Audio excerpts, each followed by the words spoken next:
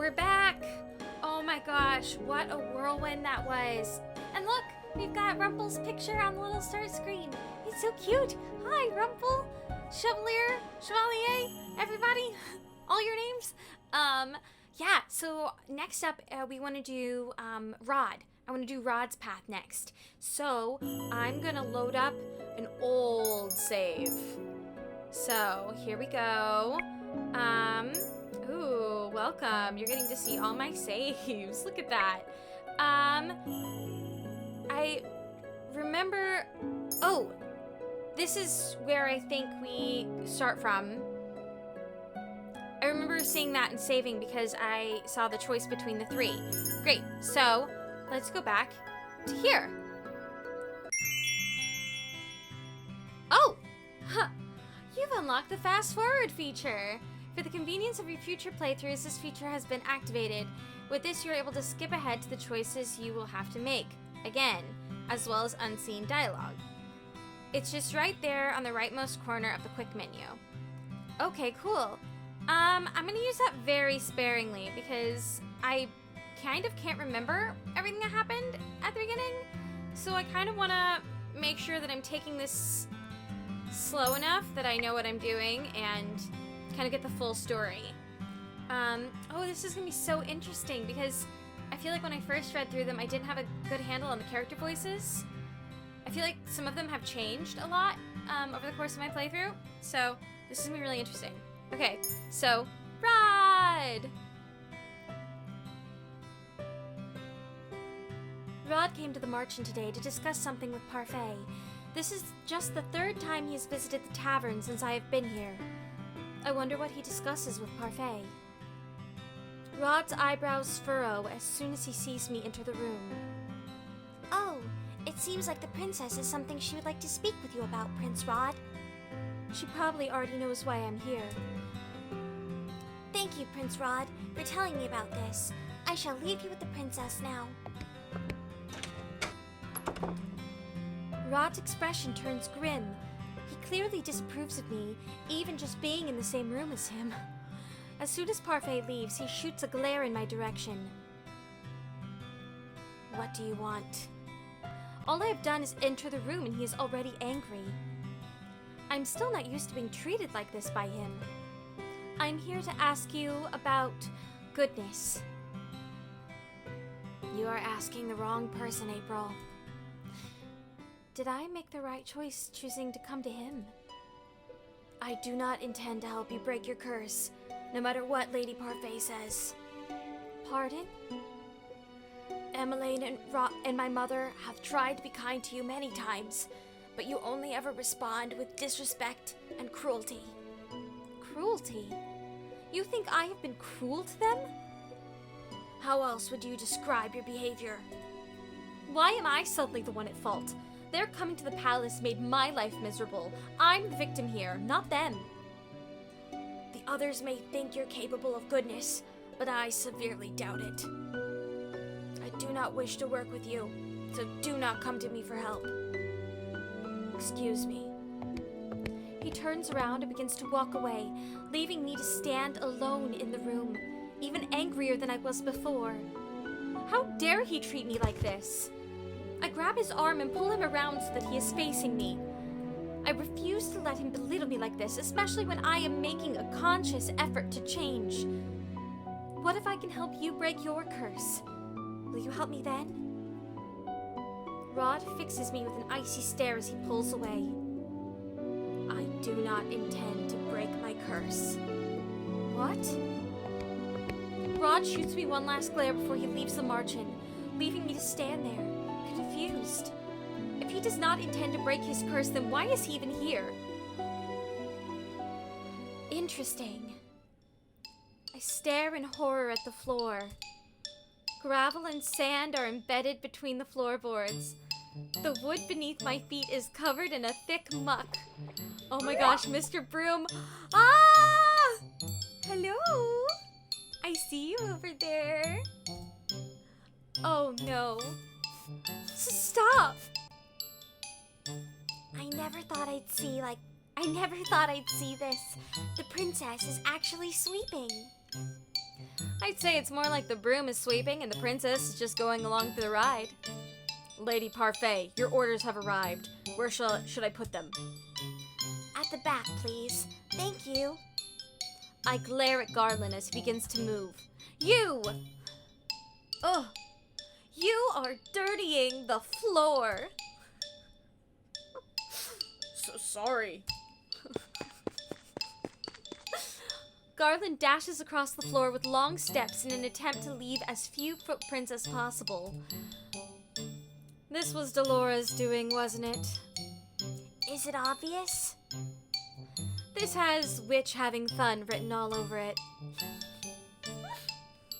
I need water. Wow, completely spotless. You are the worst. Oh, it's crying. Oh, I think my face is probably in the way so you guys can't see, but it's sobbing. Don't be mad at the room, Princess. It is only trying to help. It is doing nothing but making my life miserable. Lady Parfait, I must speak with you. I look up at the witch that has just entered. She's a regular at the March-In, and according to Parfait and Delora, a good witch. She orders tea here from time to time. She has mud on her shoes. Why is she glaring at me like that? I believe it is because of your shoes, dear. I have just cleaned the floor. Oh, I am sorry. I will clean up after myself right away. Good. The princess is something else. I've never seen a witch so frightened of someone before. Yeah. The witch hurriedly cleans up the tracks she'd made coming in before going to speak with Parfait. Even though Parfait says that Delora and this witch are good, I do not trust her judgment. Especially not when she considers Delora, who ruined my life, a good person. I put the broom back in its resting place before double-checking my work. Now that I'm done, I can continue to work on breaking my curse. Whom should I ask for help today? Well, we're gonna pick Rod again, because that's who we're gunning for. Excuse me. I glance over at Rod as he enters the tavern. That was almost perfect timing. He told me that... Ruff, ruff, ruff, ruff. My dogs. He told me that he does not intend to break his curse, yet here he is again. Rod must sense my eyes on him because the minute he walks in, he turns to look at me. His expression is as cold and unmoving as always.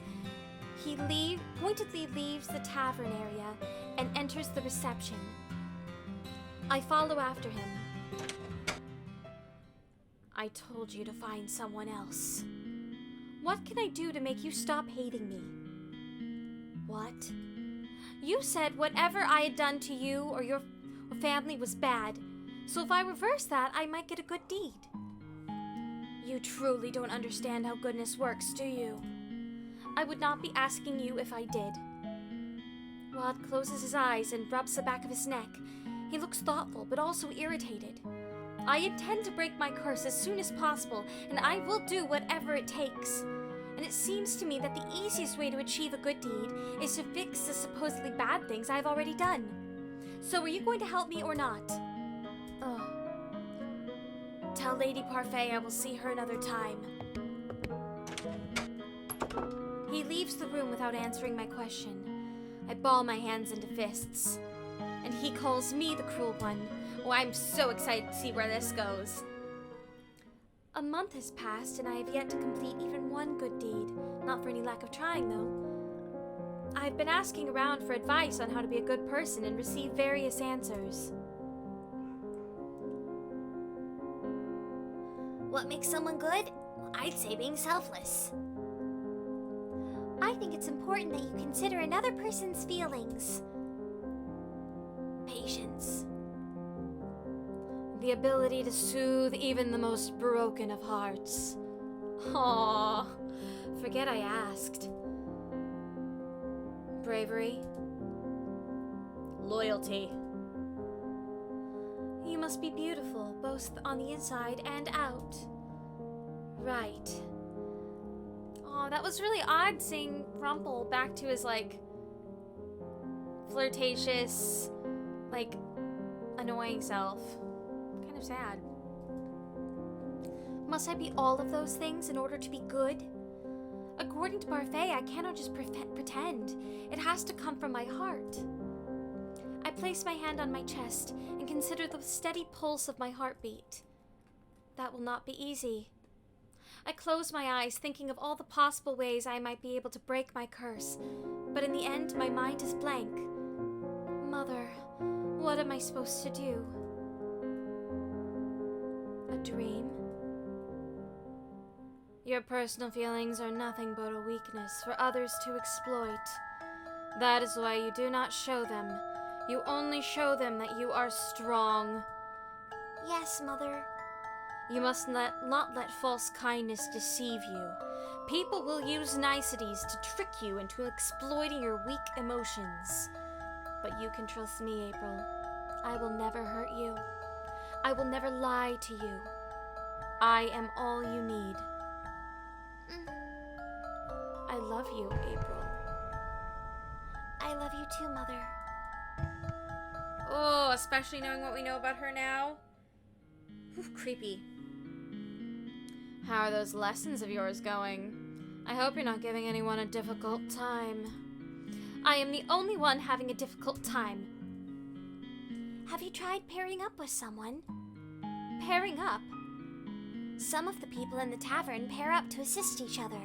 2 heads are better than 1, they say. It's not a bad idea, but the problem is with her. Who's going to volunteer to pair up with the Ice Princess? Ugh. She has a point. People may not glare at me anymore, but it does not escape me that I'm still disliked. Most of the boarders at the Marchen volunteered to help her, remember? And I haven't heard any of them retract their offers. It's only a matter of time. Stop it, Delora. It's your choice, Princess. Pairing up is only a suggestion. Oh, I messed up. It was Delora who said, it's only a matter of time. Whoops. Would pairing up with someone really help me break my curse? What if they end up being an annoyance instead? Princess? Excuse me, Princess? I'm sorry for disturbing you, but you've just been staring at your tray and, the customer is waiting on his order. Of course. Delora has me helping a niece today. The Marchen is unexpectedly busy and they cannot keep up with all the customers. Stop daydreaming, April. Food doesn't deliver itself. I do not need you to tell me that.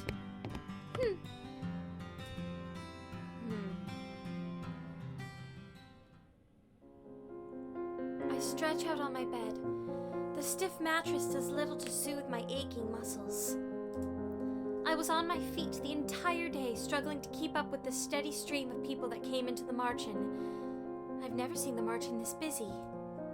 I roll onto my stomach and bury my face into my pillow. My arms and leg protest the movement. I refuse to live this type of life much longer. I need to break this curse as soon as possible. Why don't you pair up with someone? Pairing up might not be such a bad idea.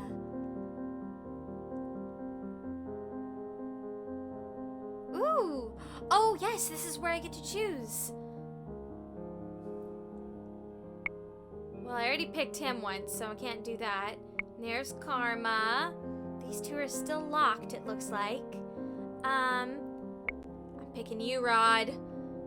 I want to learn more about my family. Ooh! Chapter 3, A Change of Pace.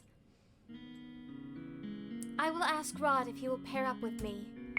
I know we do not have a good relationship. Rod has spared no effort in telling me how cruel I have been to his family. But I feel like rectifying whatever mistakes I made with them might be an easy way to get 3 good deeds. Oh, this is going to be very interesting. But April, didn't he tell you that he didn't want to break his curse?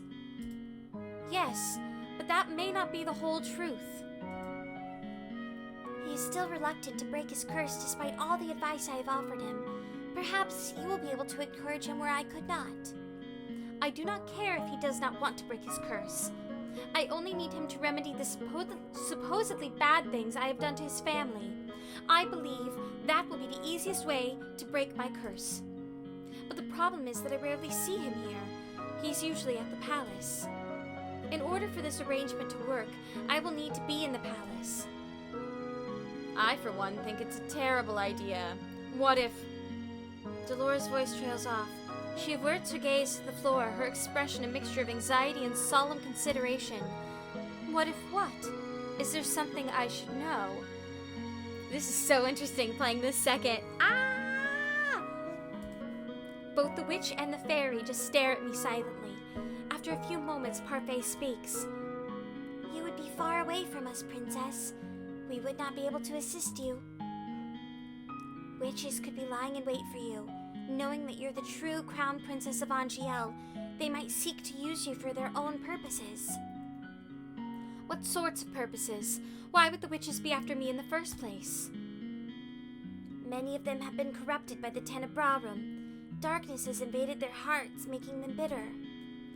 Many of them simply want to see the fairy tale curses continue on undisturbed. This is all just speculation, but it's better to be safe rather than sorry. What would you have me do? Delora? I have an idea. I think I can get her into the palace and make sure there's someone there to look out for her. How? Just trust me.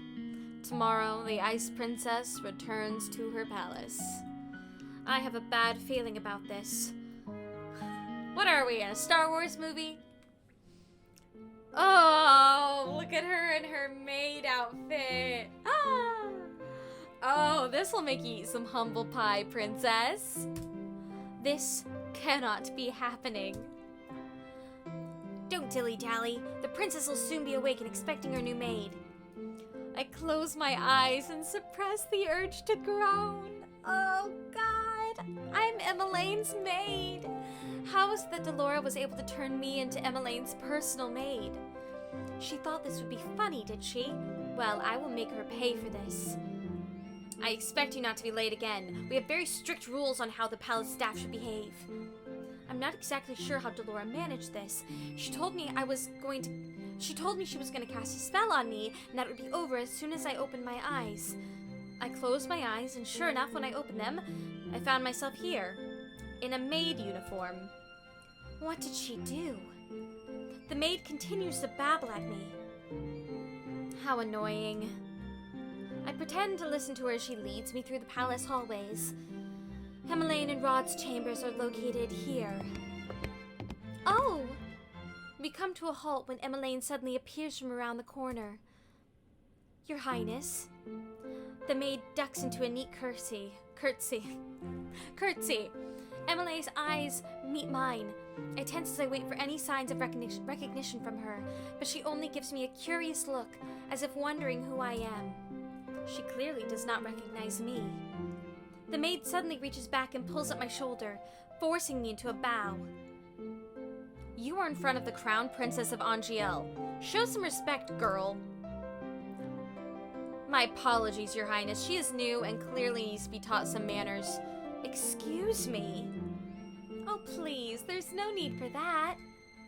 What is she trying to achieve by pretending to be kind to a palace maid? Who is she trying to fool? Your Highness, that is your new personal maid. This is your new personal maid. Emmeline glances at the maid, looking confused. Why do I need a personal maid? It is by the king's orders, Princess. Emmeline turns to look at me again. What is your name? Ugh. She is talking to you, girl. I scowl at the maid before facing Emmeline. I cannot believe I have fallen so low that I am now being ordered around by a maid. April. It's nice to meet you, April. I hope we can get along. Ugh. When I do not respond, Emmeline's face falls. I was just heading to breakfast with my family. Of course, April will escort you to the dining hall. I raise my eyebrows at the maid, irritated. There There's no need for concern. I can get there on my own. I breathe a sigh of relief.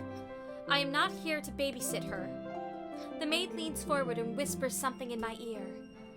I do not know how it is that you landed this position, but you owe the royal family your diligence and respect. If you continue to show disrespect, I will be having a word with the king. The maid pushes me forward so that I am forced to stand next to Emmeline. Ugh. She will escort you to the dining hall, Your Highness. Her job requires that she follow you everywhere in case you require assistance with anything. But it is almost time for breakfast, Princess Emmeline. Emmeline frowns and looks at me. I am so sorry. What is she apologizing for? Good morning. Good morning. It seems that you have met your personal maid. The king's eyes widen as soon as he spots me. You look familiar. Does he recognize me? No, he doesn't. He remembers you as the girl he helped in the first chapter. I feel a little tremble in my heart as I consider that hope. Oh. Are you not the girl that came to the gates before? I deflate with a soundless sigh. He remembers me as the peasant. This is the first time I'm meeting you as Emmeline's personal maid. What is your name? April. That is a lovely name. We are glad to have you here, April. The king gives me a warm smile. The softness of his gaze makes me angry. He never treated me so kindly when he remembered me as his own daughter. Emmeline takes her seat while I walk to stand at the walls beside the other maids and butlers. The door opens and Rod walks inside. He greets the new king, Ophelia, and then his sister. He is just about to take his seat when his eyes suddenly fall on me. The shock is apparent on his face. Rod, is something wrong? I see there is a new maid on staff. His tone is almost accusatory. I bristle at his words and am about to say something when Ophelia speaks. She is Emmeline's new personal maid, April. Rod stares at me for a few moments, his expression unreadable. Eventually, he moves to take his seat. I stand silent and watch the royal family eat their breakfast. The small area is filled with happy conversation. The four of them smile at each other when they speak, and it is easy to see how comfortable they all are with each other. When I was still here, our meals were always so quiet. But everyone looks so happy now. I bite my lip to will the heavy feeling away. Oh, that's hard. Rod told me that before, but I did not want to believe him. I turn back to the conversation at hand. We have something very important to discuss with you, Emmeline. Oh? I have brought this up before, but now the matter is more pressing. Is this about... Yes, this is about the ball. Ophelia gives the king a disapproving look.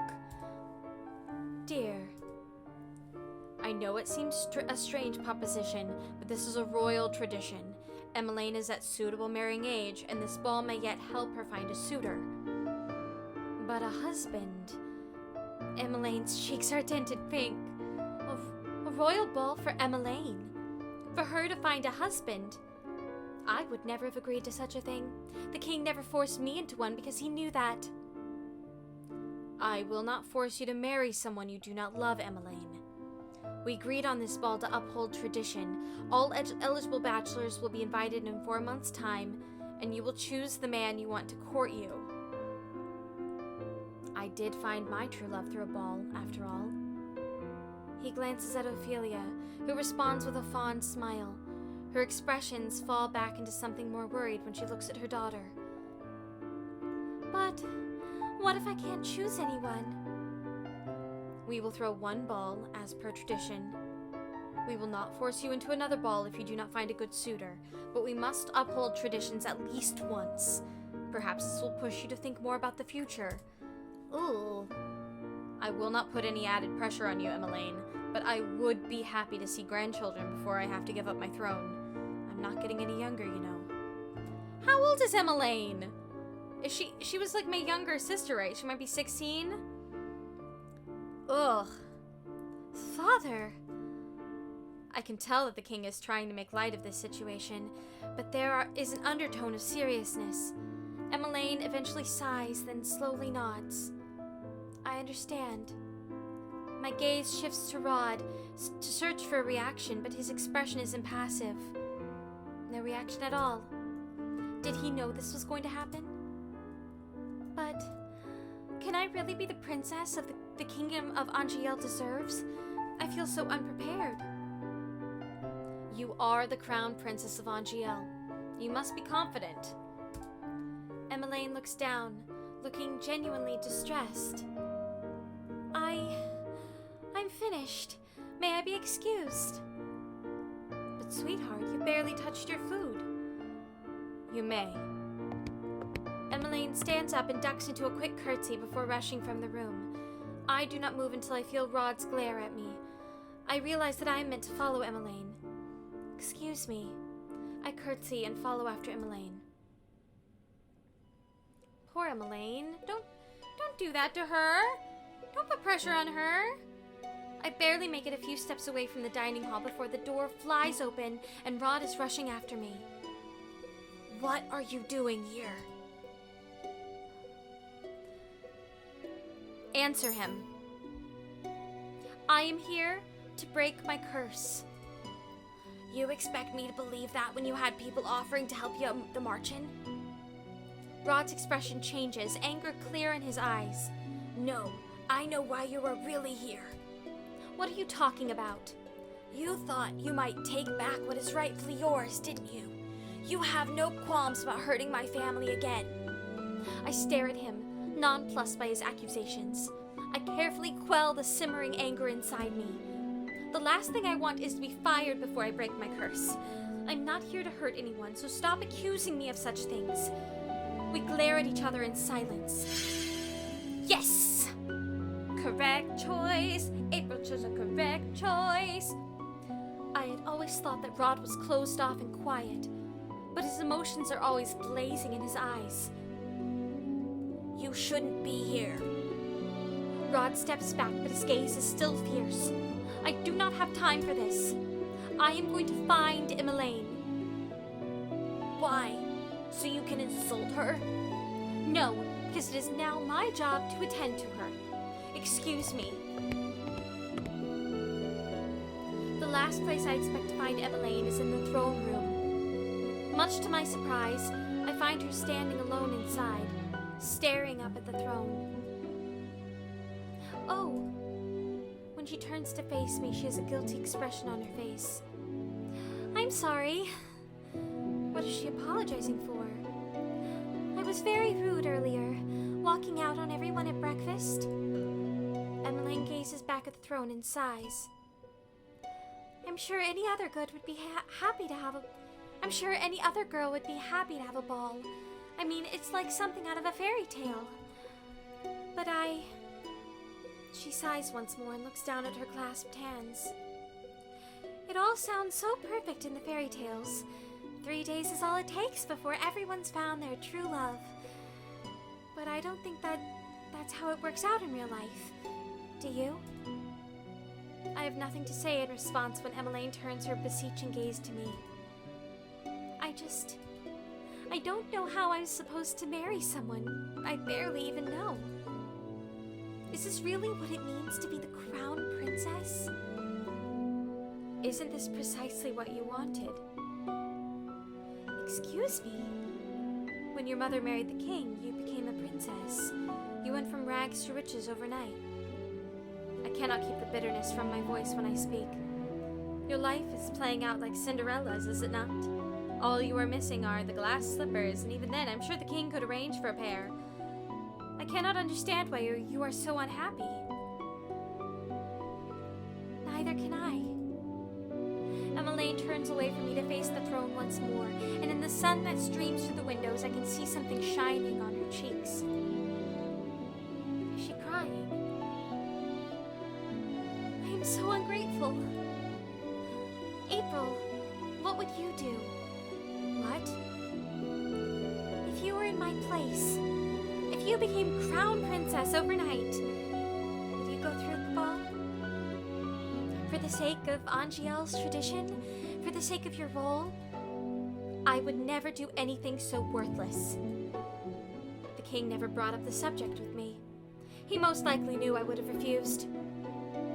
Emmeline suddenly pats her cheeks and turns to me, a wry smile on her face. I could do with some fresh air. Shall we go to my friend's shop in town?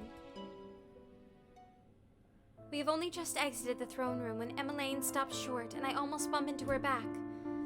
Oh! Oh my god, I just had like a visceral reaction seeing him. I'm excited, but I'm nervous. I was excited to get back to the palace to see Emmeline and Rod and Ophelia and the king again, but I forgot that Mithros is gonna be just like lurking. Your Highness! What a pleasant... Sir Mithros abruptly stops to stare at me, because he's a witch and he knows. Ah! Why is Sir Mithros looking at me so intently? Is something the matter, Sir Mithros? No, nothing at all, Your Highness. I am just... amused. Amused. Oh, you haven't met my new maid. This is April. April. There is something in Sir Mithros' gaze that I do not trust. The silence is so stifling, so I curtsy to him. Sir. Charming. Sir Mithros turns his attention back to Emmeline. Where are you off to on this pleasant day? Oh, just off to visit a friend. Make sure you bring your guards with you, Princess. Of course. Ah! Oh! I wonder what's taking him so long. Emmeline decided to invite Rod to join us on her visit. One of the guards offered to get Rod for her, but he has yet to return. Another stands with us by the gate, ready to escort us into town. Why does the king even keep these incompetent fools if they cannot find a single person? Maybe we should go look for Rod. But then, what if he gets here as soon as we go searching for him? I sigh. I will go look for him. You can stay here. But you don't need to run errands for me. She has yet to ask me to do anything. What does she think a maid even does? I look at her solemnly, not answering her. Finally, she relents. Thank you, April. I incline my head just slightly before walking off. I feel like a babysitter. I cannot believe I have to search for Rod. This is only slightly better than being dragged around by that broom. I turn around the corner and nearly bump into someone. I take a few steps back just in time. Fritz! How are you, my friend? I've missed you. Oh, please explain that mysterious stranger that I've just met in that previous route. Princess? I look up in shock. Fritz's surprise mirrors my own. And wait, he knows I'm a princess. Okay, did I know he had a fairy tale curse? I assumed he did. I guess he does. Where have you been? I've been looking for you everywhere. He pauses to stare at my clothing. Why are you wearing a maid's uniform? Fritz, you remember who I am. I would never forget you, Princess April. But it does seem like I'm the only one who remembers you. What is going on, Princess? The only people who remember me are the witches, fairies, and... Fritz, are you? I stop when I hear the sound of approaching footsteps. Fritz turns at the sound, and then stoops low into a formal bow when he sees Rod. Your Highness. Rod's impassive face twists with annoyance when he sees me. Rod does not even acknowledge Fritz as he walks past him to stop in front of me. Shouldn't you be attending to my sister? I don't understand. Prince Rod, do you know why the princess is dressed like this? Ugh. Rod is clearly just as surprised as I am that Fritz remembers me. You recognize her? You remember the princess too. Ugh. But if you knew, why didn't you say anything when she first went missing? And can someone explain to me why she's attending to Princess Emmeline? This is... Fritz. I cut him off before he can ask any more questions. I feel Rod's gaze on my back as I turn to look at Fritz. No more questions. No more questions. Please. No more lies, I think. Anyway, that song from Into the Woods. But princess. Right now, I am a palace maid. A what? It is a long story, but I have no time to explain now, so do not ask. Fritz is clearly discontent. He seems to struggle for a few moments before he finally sighs and nods. Yes, Your Highness. Though it is nice to hear someone here speak my title, it will not do if Fritz calls me that on accident. It is just April for now. But... I turn to face Rod. Emmeline is waiting. What? The guard could not even deliver her message? Where are you going? Emmeline wants to visit her friend's shop in town, and she wants you to go with us, Rod. Town? Ordinarily, I would not mind Fritz joining us. But right now, he might just be unnecessary company. He may very well give me away. Rod barely wants to speak with me when it's just the two of us. I doubt Fritz would make him more sociable. I am assuming that accompanying you is not an option at this point. Yes. Fritz looks down for a moment before looking at Rod. I am sorry to ask this of you, Your Highness, but since she refuses to let me do so, please look after Princess April in my place. Ugh. Ridiculous. I do not need to be coddled. Even if I did, Rod couldn't care less if I am hurt. I will do my best, Sir Fitzgerald. I cannot tell if he is being genuine or not. Fritz bows to the both of us. Stay safe, Prince. April. Thank you, Your Highness. Rod turns and begins to walk away without another word. Come on. Rod is silent as we make our way back to the palace gates. I am still thinking about what he said to Fritz earlier. Why would Rod agree to Fritz's request? Because he just wanted him to leave? I stare at Rod's back as he walks in front of me. Sometimes I cannot figure out what he is thinking. Rod! April! Emmeline beams when she catches sight of us. Are you ready? Rod crosses his arms. He does not look very happy with his sister. Even though Rod is younger, I cannot help but think that he often sounds like the older of the two. I am busy, Emmeline. I can't keep dropping everything whenever you want to leave the palace. I'm sorry, but I just really needed some fresh air today. You can get plenty of fresh air on the palace grounds. I felt like I needed to be off the palace grounds. Emmeline's face drops as she looks down at the ground.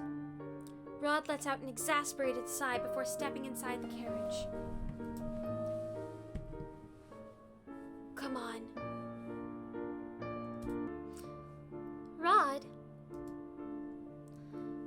Just for an hour, okay?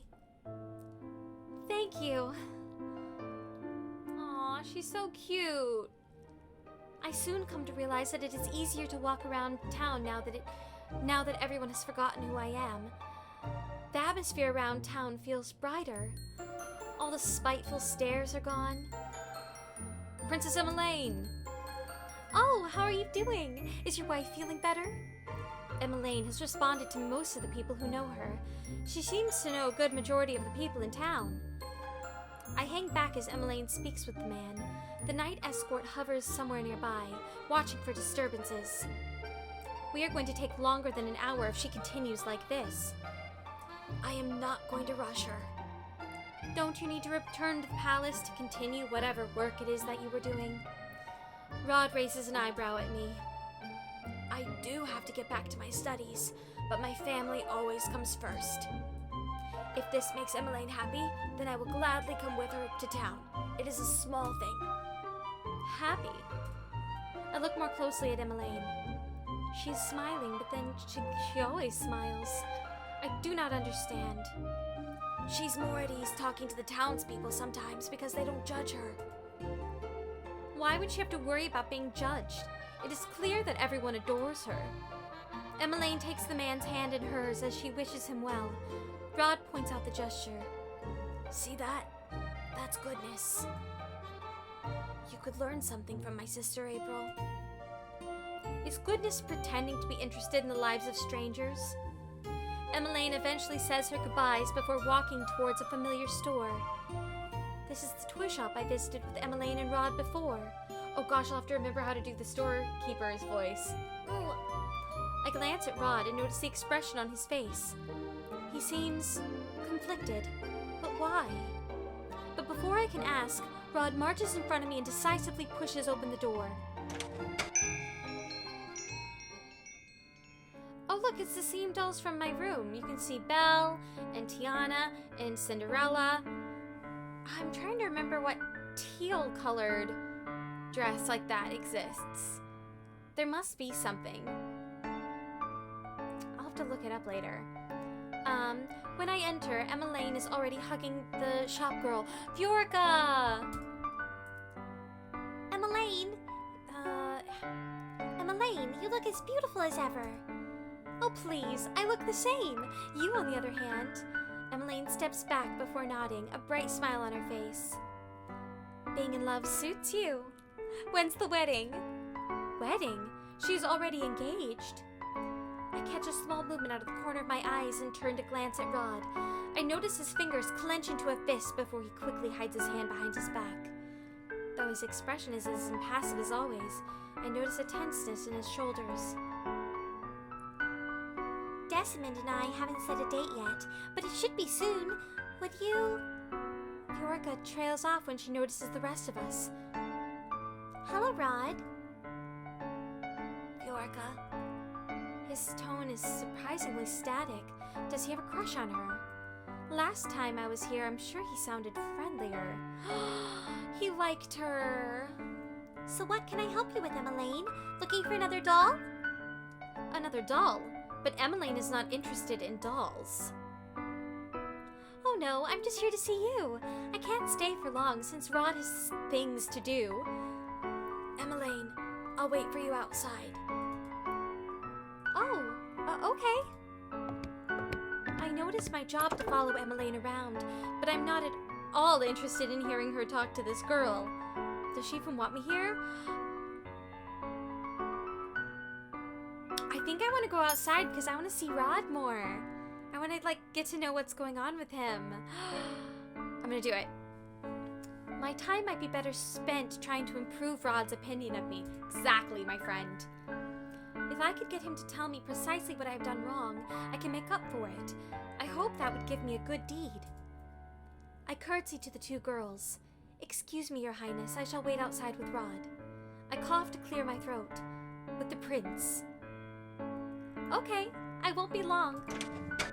I love Emmeline. I mean, everyone does, but I love her too. I move to stand next to Rod, who is leaning against the wall. Oh, I thought he was holding me at first, and I'm like, what? This is far too early in the story for that. Rod sighs in annoyance. Why do you keep on following me? Tell me how to rectify whatever wrong I've done to your family. This again? I cannot help but scowl at Rod's answer. You spout all this nonsense about goodness but refuse to help me. How is that good?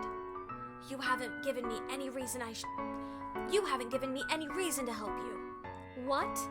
If you're not serious about genuinely learning how to be good, then I'm not interested in helping you. Maybe I can catch him off guard by bringing up his response in the toy shop just now. Fine, then I will make normal conversation. Who is Viorka to you? Has she done something to hurt your family too? Viorka is a childhood friend. She's not like you at all. Oh, then why were you acting so cold to her? You obviously did not want to be inside the shop. Rod looks away from me and absently kicks a pebble on the ground. Yeah, well, I knew. If the point of this is to fall in love with, like, not the point, but, like, if I'm pursuing relationships, it would make sense for me to go outside to be with him. That is none of your business. I sigh, disappointed with Rod's reaction. I feel like it took me a really long time to figure out a voice for Rod, and I feel like now that I have, especially since I know he's supposed to be mute, but he talks all the time, yeah, I'm actually really liking my voice for him. I wonder what other Let's Players do. I'll have to watch at some point after I finish. I sigh, disappointed with Rod's reaction. Rod turns away from me as Emmeline exits the shop. Ready to go? Emmeline nods with a small smile. The two of us begin to make our way back to the palace again. By the time we return to the palace, evening has fallen. I hope we're not late for dinner. The minute the carriage doors open, we are greeted by two familiar faces. Sir Alcaster and Sir Mithros stand before us. I'm so glad I'm doing this second, because I know everything. Princess Emmeline, Prince Rod, I was on my way to look for you when Sir Mithros informed me of your whereabouts. He glares at the knight escort, and the knight shrinks back. Sir Alcaster turns sharply to me afterwards, his eyes narrowed. Why is he looking at me like that? It was getting late, and the Queen was worried. I'm so sorry.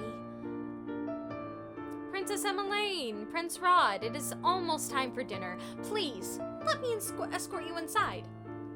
Sir Mithros gestures for them to follow him. I'm about to follow after them when Sir Alcaster suddenly moves to block my path. His eyes are cold. He opens his mouth to say something, but then closes it and shakes his head. You are dismissed, girl. You may go back to your quarters. But that is an order. His gaze is piercing. Even when I was the princess, I was not able to stand up to that gaze. Yes, sir. After dinner, I make my way back to the room assigned to me. As I walk down the hall, I notice Rod heading in my direction. Rod! He suddenly grabs my arm and pulls me away down the hall. Ugh. Where are you taking me? Rod does not answer and just continues moving until we reach an unfamiliar door. What is going on? Rod cuts me off by placing a finger on my lips. He looks around warily before finally pulling me in through the door with him. This place. I've heard of this place before, but I've never seen it. Is this the secret passage that leads into town? Rod does not answer me. He simply keeps walking, and I see no other option but to trail after him. How is it that you know this place? He still refuses to answer. Are you deaf? Rod suddenly stops and I bump into his back. I stumble back with a scowl. You ask too many questions. Because you refuse to answer any of them. I glare back at him until Rod makes an exasperated sound. Lady Parfait is the one who told me about this passage. It makes sneaking out of the palace easier. Parfait? She did not give me any explanation as to how she knew of this place. There are only meant to be 2 copies of the keys. The king has one, and Sir Alcaster has the other. Then why do you have a key? Don't tell me you stole it from the king. I am not a thief. Lady Parfait also has a copy. She saw fit to provide me with a key for my own use. What? How does Parfait have a key to this place? You'll have to ask her that yourself. Once we step into town, I realize where it is that we're headed. We are going back to the Marchen. Delora is the first person we see as soon as we enter the Marchen. Well, well, look what the cat dragged in. I missed you, Delora. Delora, you... Rod's glare silences me. He steps forward and points back at me, gaze icy. She is not staying at the palace. What? Delora raises an eyebrow. Why's that? She works there now. I do not know what game you are playing, but I will not be a part of it. Excuse me, this is not a game. I do not want you meddling in my life as you meddled with hers. The room's temperature drops several degrees. Dolores stares at Rod, her expression suddenly lacking any emotion. With all due respect, Your Highness, I do not want to meddle with your wallowing. Just because you do not wish to break your curse doesn't mean that others shouldn't want to either. You should be humbled that our princess here thought you would be able to help her. Rod raises an eyebrow. Where is Lady Parfait? Of course you want to talk to Parfait, because she puts things nicely. Fine, I'll fetch her for you. Delora curtsies as she sweeps out of the room. I freaking love Delora. Rod sighs. He clearly looks irritated, but he doesn't put a voice to his agitation. Now that we're alone in the empty room, the silence is deafening, and so I ask him the question that has bothered me since we came.